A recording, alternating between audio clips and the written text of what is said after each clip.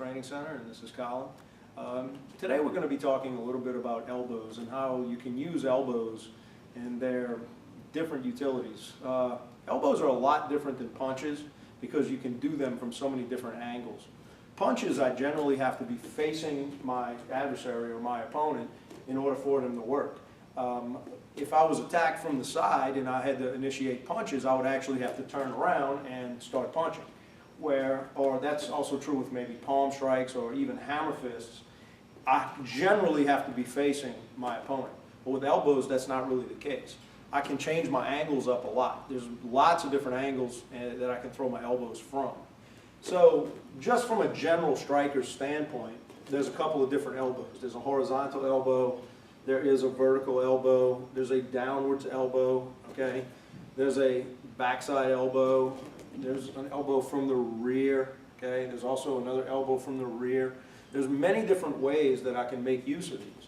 And when it comes to like a real life situation, especially something like self-defense, if I'm dealing with a threat over here and now I have to deal with this threat, well, for me to do that with punches, I would actually have to turn around and try to do it. But to address a threat from the rear with an elbow is almost instantaneous.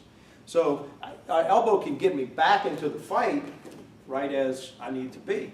Also, as far as the different levels and angles that I can do it at, I can throw an elbow low, I can throw that elbow high, I can throw it from an off-sided angle where I wouldn't necessarily be able to make a punch work.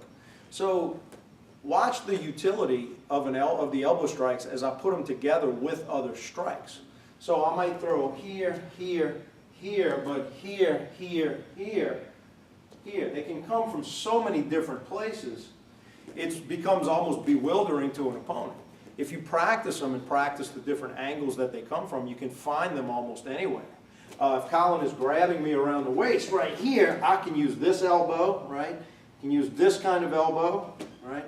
Now, if you're in MMA, obviously this is illegal to do a 12-6 elbow, especially to the back of the head. But in a self-defense situation, this is a great elbow to use, okay? But at the same time, I can also throw an elbow here. I can also throw an elbow into here, right? So there's many different angles that I can use. Now, the other thing is that with elbows, I don't have to hit him that hard in order to get a good effect. I don't have to wind up and throw a really hard. I don't have to do that. The bone and the density of the elbow, generally coupled with just some weight and speed, is enough to really stagger somebody if you hit it right. And again, the angles are what makes it all. And you can use them against grabs, you can use them against strikes, you can use them from the bottom, you can use them from the top. Just an example of how you might think of an elbow from the bottom. If I'm in, say, a guard position, I can use an elbow very well as I get him towards me. Bang! I can use an elbow this way. I can use an elbow this way. I could even, if I'm over here, I could even use an elbow this way.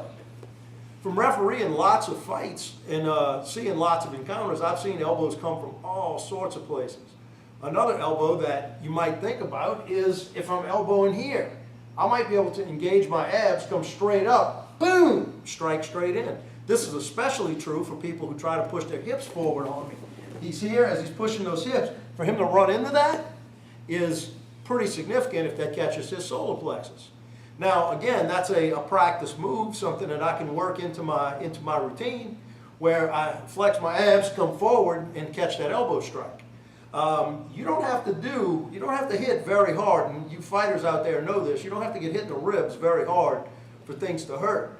It's just about having that correct angle when things go down like that.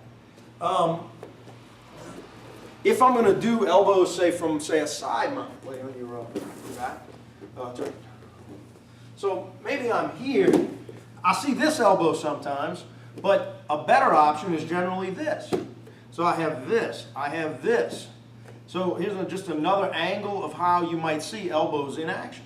By the way, if you're going to throw an elbow from this direction, face your thumb up and open your fingers. You'll get more power than if you try to make a fist and squeeze and pull in. Thumb up, down. It aligns your arm's physiology better. You get a much stronger strike. So looking at them in many different ways, You can also think of them as blocking tools, or as I might say, offensive defense tools. So if Colin is throwing something like, come on this way, a jab, that elbow is an attack to his fist. He's throwing a straight right hand, I might attack his straight right hand with elbow strikes. It's a block, I'm putting something in the way of what he's throwing, but it's still a strike at the same time. I'm attacking his attack. He throws a straight right hand again, he might run straight into that. He throws a jab, he runs straight into that. So in the real world, he throws this right hand again, boom, he gets hit there, bang, bang, bang.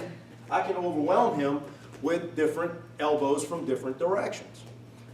If I'm throwing several things at one time, and again, this is something that's got to be practiced. It's not something I'm gonna wing it. I need to work on my combinations. But when you understand elbows and how to put them together with punches, you get an offensive capability that far exceeds most people who can only box or only do karate. So in your training, start to put some elbows in, and be careful, don't hurt each other, but start to look at the different angles that you can throw them from. Thanks, we'll see you next week.